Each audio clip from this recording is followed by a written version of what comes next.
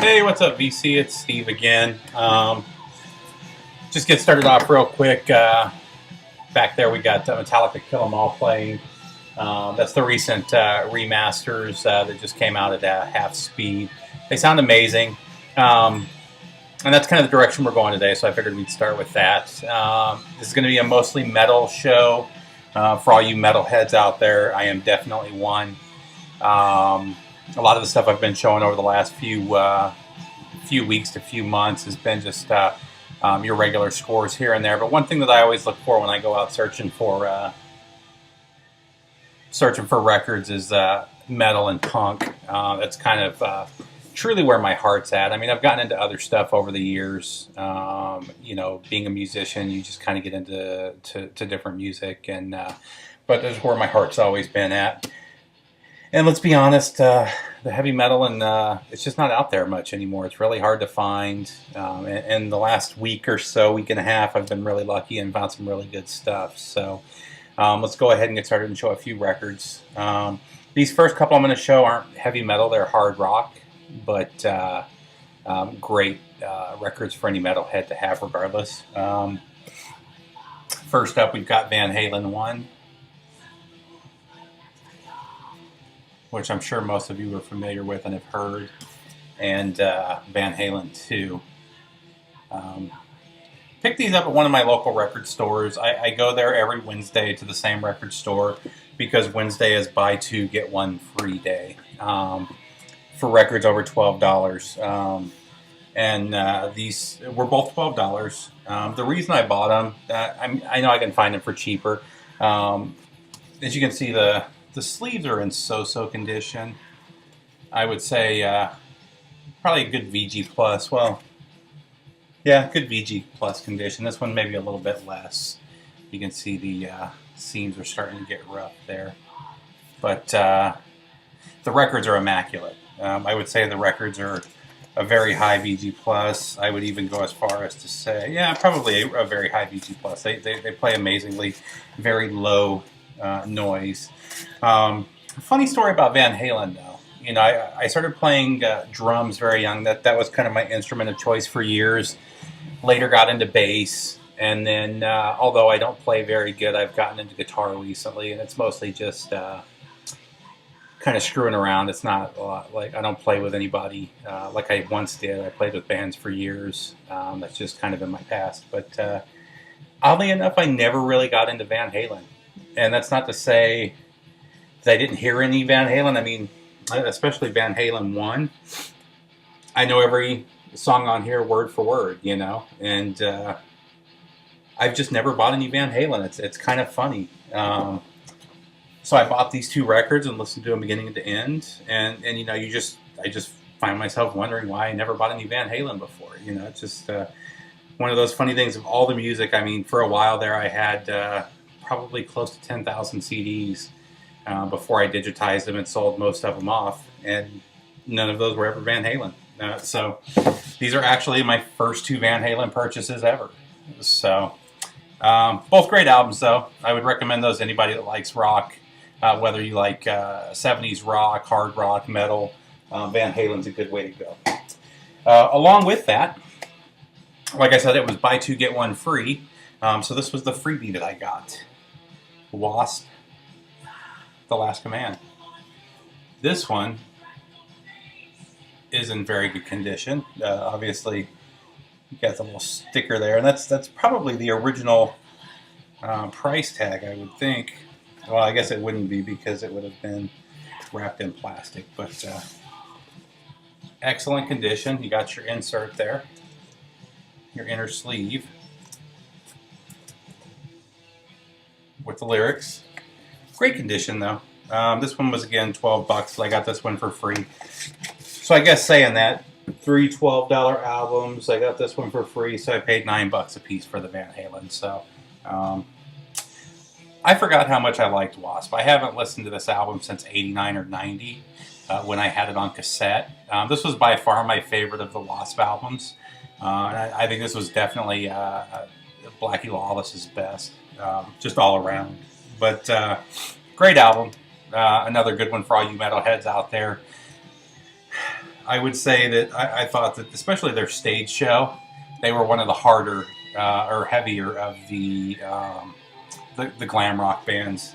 I always, I mean, even though they were, I mean, they obviously, went for the effect, but I never really lumped them in with the rest of the hair metal bands, the Poisons and the and such. So the next one I picked up, I've seen this one for weeks, probably months, and I just kept passing it up and decided it was just time to buy it. I'm not a fan of picture discs, but this one went on sale. I don't know if you can see the price there, for $12.99. And I personally think that this is Judas Priest's best album. This is definitely my favorite Judas Priest album. And this is another band, oddly enough, that I have never bought before. I've heard most of their songs. I've definitely heard all of their big songs just listening to heavy metal over the years. And I just never got into them enough to buy their albums. I actually have this one now, and I have British Steel over there in my collection somewhere, which I also enjoy. But it was funny. I didn't buy Judas Priest for the longest time because of Rob Halford. I was never a huge fan of his voice. But it turned out it wasn't really his voice. It was just the what you saw on TV. Anytime they talked about Rob Halford on MTV back in the day, they always showed him with that high-pitched scream. And that high-pitched scream kind of turned me off. And the reality is he doesn't sing that way all that much. Amazing voice, an amazing metal album. I think the last couple lists I've seen of the top metal albums of all time, this is usually in the top 20 somewhere. I would argue that a little bit. I would say it's probably in the top 50. I think the problem with a lot of those lists is they use a very limited scope, and it's mostly American metal that they look at. And I think that there's some amazing metal out there that would be in the top 10, top 15, top 20 if they used a little wider net when they were looking at stuff. For instance, you never see Testament, oddly enough, in the top 20, and they've got some amazing albums. You never see Gojira, who's off the wall amazing. Regardless, let's get back to some 80s metal, though. This first album right here I'm going to show you is pretty influential to my me moving into metal and wanting to play metal later on. And this is an album that another one that I think anybody that loves metal should have. I actually picked this one up last weekend. I've posted it on the boards already. And this one, again, probably VG+, great condition. Quiet Riot, Metal Health. And that's one of my all-time favorite metal album covers. Just the mask. The Quiet Riot, that image they came up with was amazing. The video was one of my favorite videos when it came out for Metal Health. And this whole album is really, really good. I can't think of any songs on here that I don't love. And I've had this a couple times. I've had this on cassette. I've had it on CD. This is the first time I've had it on vinyl, though. And this is an original pressing. As you can tell, it's in great condition. The original inner sleeve, great condition. It's not dried out or hasn't changed color. It's just all around great. Little tiny bit of ring wear at the top there, but that's about it.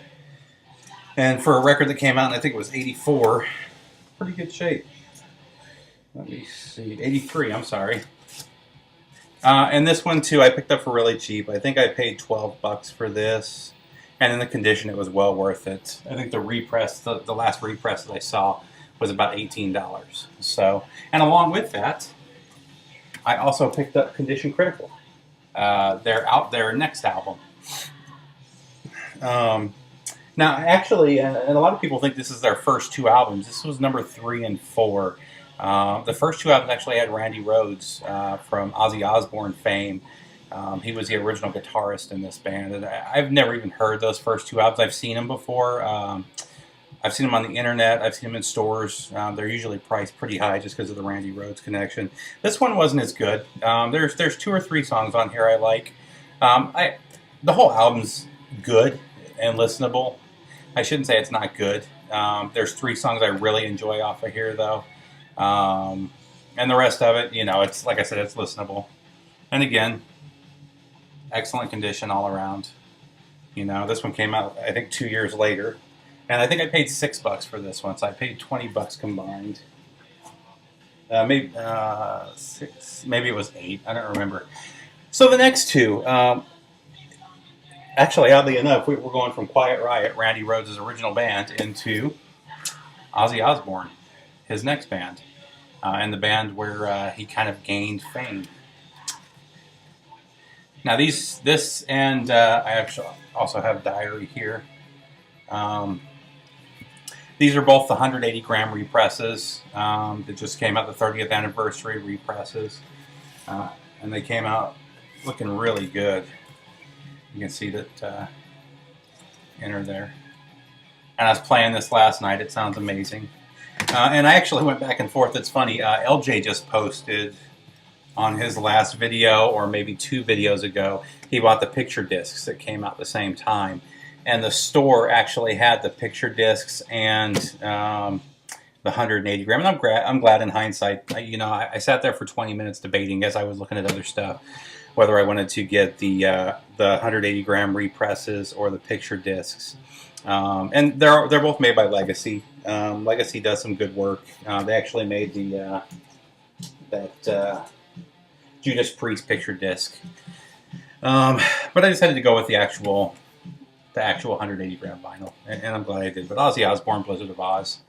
I didn't get into Ozzy till much later. At the time when Ozzy was getting big, and I'm not talking Black Sabbath days, but his solo days in the early '80s, I had already gotten into the glam or the hair metal, whatever you want to call it.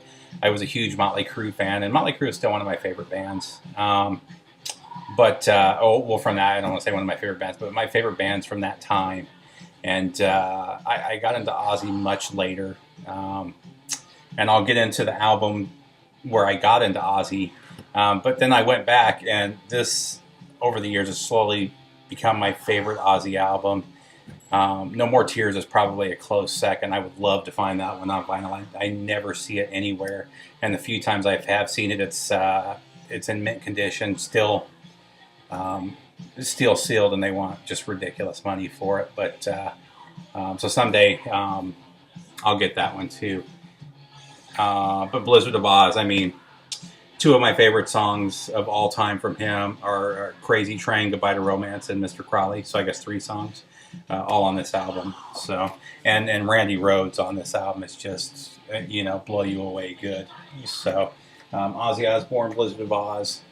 And then again, Diary of a Madman. I was actually mad about this one. I don't know if you can see the corners there. There's all kinds of little bends and creases, and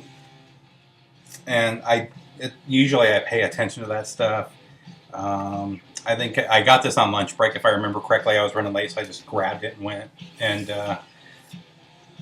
it's the only copy they had. But here's the inner sleeve for this one. And this is really thick. They say it's 180 grain. It's thick. I mean, I have a couple of the 200 gram Jimi Hendrix albums over there. And these feel just like those do. It feels much heavier than 180 gram. So, but I would recommend. They sound amazing. If you're an Ozzy fan, they're excellent represses. And I would check those out. So this one I bought today, and it was funny. Lindsay did a video yesterday talking about the business side of selling records and grading records. And through a couple of comments and responses, she had mentioned that only you shouldn't list anything as mint unless it's still sealed. Which for the most part I agree with, and honestly, a lot of the stuff that's still sealed isn't in mint condition. If it's hole punched or if it's got the saw mark, I don't think it's in mint condition anymore. I don't care if the rest of it looks perfect. I think that automatically drops it down to VG, but that's just me. And then it's funny, I went to there's a local record store here that I frequent. It's only opened on Saturdays. And he usually doesn't have a very big heavy metal selection. So the first thing I do when I go in there is go to his very small heavy metal bin to see if anything new has popped up. And then he's got another little area where he sets aside everything that's just come in that he's just priced and hasn't put on the shelves yet. So I was flipping through those and I saw this, and the first thing I saw was a big sticker in the corner that said mint, but it was not sealed, and I wasn't even paying attention to what the album was. And then when I saw what the album was, I just flipped out. I grabbed it, and I was at the register about 3 seconds later. Now, it's funny. This is actually one of Ozzy's probably least favorite albums, and I know in a bunch of different interviews he has said himself that this is his least favorite album. This is Ultimate Sin, and as you guys can see, it's still in the original shrink. Excellent, excellent condition. I would not say that the sleeve is in mint. I would say it's probably a good VG plus. I mean, you've got some ring wear up here. There's some damage to the corner down here. A slight crease right there. But I mean, excellent condition. I mean, it's from '86. It's also one of my least favorite Ozzy albums. I'm in that group. But it does have Shot in the Dark and Killer of Giants. This was kind of Ozzy's attempt at hair metal. It does have a great lineup. I mean, it's got Jakey Lee, you can't go wrong, and then Randy Castillo, who ended up being his drummer for quite a long time. But then I pulled out the vinyl, and the vinyl is beautiful. Here's the inner sleeve. And the reason this was kind of a big deal, I mean, you guys see, oh, it's just another Ozzy album. There's not a lot of these out there. I have only seen this 2 other times, The Ultimate Sin. And both times it was just in horrible condition. I mean, this is in perfect condition. And this was one of those that, this is actually the album that got me into Ozzy. Again, I was not a big Ozzy fan earlier, or prior to this. And I was in a record store, and they had the cassette in like a 99-cent or $1 bin. And I had always heard about Ozzy, so I checked it out, And I really liked Killer of Giants. And Thank God for the Bomb is a good song. And, I liked a couple songs here, so then I bought a couple more Ozzy cassettes, and then a couple more. And soon I had the full collection on cassette, later on CD, and now I'm pretty close to having the full collection on vinyl as well. But amazing find. I paid $25 for this, actually $26, which is a little more than I would usually pay for an Ozzy album, just because most of his albums aren't that rare, I mean, you can find a good portion other than that area in the 90s where there just weren't that many. And I saw this one, and I grabbed it, and it was just kind of an instinct purchase. When I saw it, I had to have it. Again, it wasn't in my collection. And then I looked it up when I got home on Discogs, and in a little less condition, they go for about $25, $26. The only one I found that was comparable was going for about $35. So a good purchase on my part, and I'm very happy with it. Again, this is one I've actually been looking for quite a long time, and again, you just don't see it. And I'm not one of those people that, I'm not saying I won't go into the dollar bins, but, I buy records from the collector aspect, but the main reason I buy them is because I love music, and I love listening to them. And if I see a record, even if it's one that I really, really like, or one that I really, really want, and it's in bad condition, I don't buy it. That's just the way I am. Plus, I take really good care of my records. I just don't like having a bunch of beat up stuff in my collection. So, regardless. And then the last one, I just picked this up today. This is the new Crosses album. I haven't given this a listen yet. I have heard the first couple of songs off of it. Pretty cool vinyl. Let's see if I can get this out. Got the white vinyl there, and I don't know what this is. I don't know if you can see that. There's like a little brown mark in the vinyl. I don't know if that was just something that happened when they were pressing it, or what the case was. But the new crosses. So for all you shoegaze fans out there, or all you Deftones fans, here you go. That's it, though. I just wanted to share a little bit of my recent metal finds. My metal collection is quite a bit more extensive, and I may do a couple of videos in the future where I go over certain aspects or certain sections of that collection. But just wanted to go over the recent finds. Like I said, I usually find maybe one album a week or every few weeks of metal.